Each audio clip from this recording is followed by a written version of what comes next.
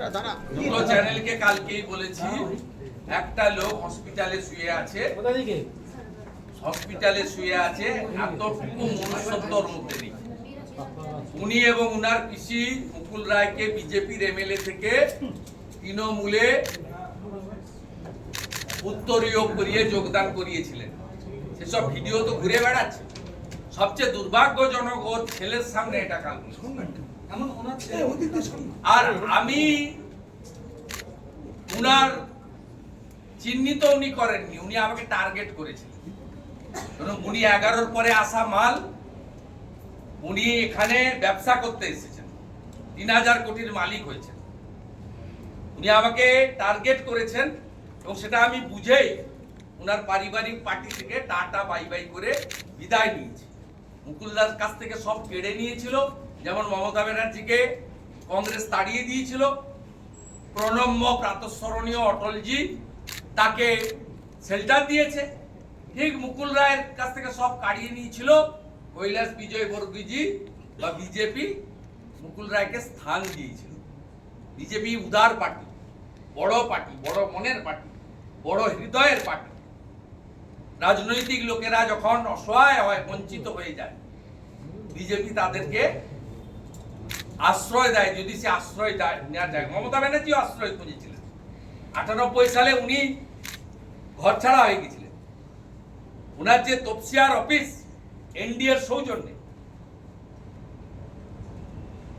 আমি এটা বুঝেছিলাম, আমার কাছ থেকে কাড়াইনি। আর যে আমাকে বলছে যে আমি আগেই চিহ্নিত করেছিলাম, তিনি 2020 সালে, আমি 2020 সালের 23 নভেম্বর এইচডিএ চেয়ারম্যান থেকে রেজিগনেশন দিই। 2020 সালের 27 November irrigation, waterways and water resources, transport minister থেকে এবং এইচআরবিসি চেয়ারম্যান থেকে রেজিগনেশন দিই। 1 ডিসেম্বর 2020 শ্যামবাজার পাঁচমাথার মোড়ে এক তৃণমূল কর্মীর বাড়িতে উনি কার্যত আমার হাত পা ধরেছিলেন। সাক্ষী প্রশান্ত কিশোর, বিহারের জনসুরাজ পার্টির এখন নেতা, উনার দলের সাংসদ বর্ষিয়ার নেতা সুদীপ বন্দ্যোপাধ্যায়, উনার দলের সাংসদ বর্ষিয়ার নেতা সৌগত রায়, 3টে সাক্ষী দিয়ে গেলাম। এবং আমি 17 ডিসেম্বর এমএলএ পদ থেকে পদত্যাগ করি 2020। 19 ডিসেম্বর মেদিনীপুরে লক্ষ মানুষের উপস্থিতিতে যশস্বী নেতা অমিত শাহের কাছ থেকে পতাকা নিয়ে বিজেপির প্রাইমারি মেম্বারশিপ নিই। 18 জানুয়ারি 2021 মমতা ব্যানার্জি নন্দীগ্রামে গিয়ে বলেন, নন্দীগ্রাম আমার ছোট বোন, ভবানীপুর আমার বড় বোন, আমি এখানে দাঁড়াবো। সেদিন রাত্রেই দিল্লির নেতৃত্ব বলে, আপনাকে গুরু দায়িত্ব দেওয়া হলো মমতা ব্যানার্জিকে হারানোর জন্য। সেই চ্যালেঞ্জ অ্যাকসেপ্ট করি।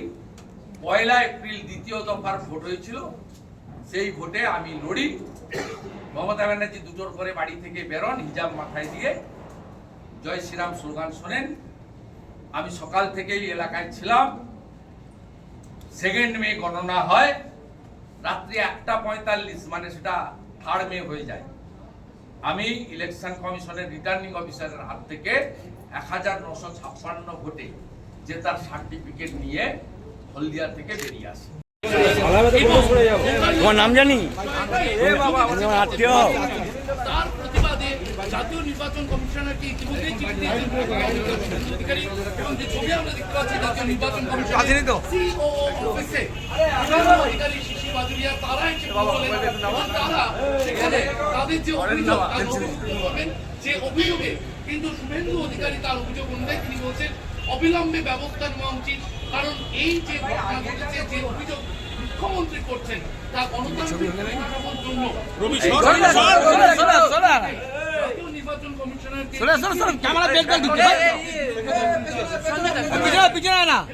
শুভেন্দু অধিকারী, অগ্নিমিত্রা, শিশির বাজুরিয়া তারা রয়েছেন এবং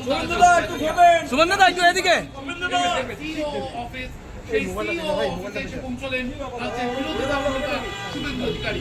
তার সঙ্গে রয়েছেন একাধিক বিজেপি বিধায়ক, বিজেপি বিধায়কদের সামনে দাদা শুভেন্দু দা,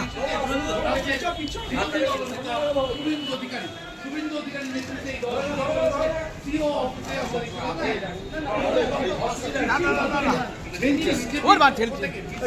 অতএব মাননীয় ভাইপো বাবু, আপনাকে আদর করে সবাই কয়লা ভাইপো বলে, আমি দোলাবাজ ভাইপো বলি।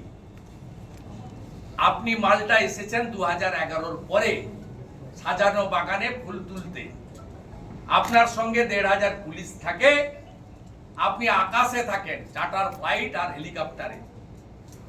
আপনার পরিণতি কি হবে আপনি নিজে দেখতে পাবেন। ডেজ আর নাম্বার।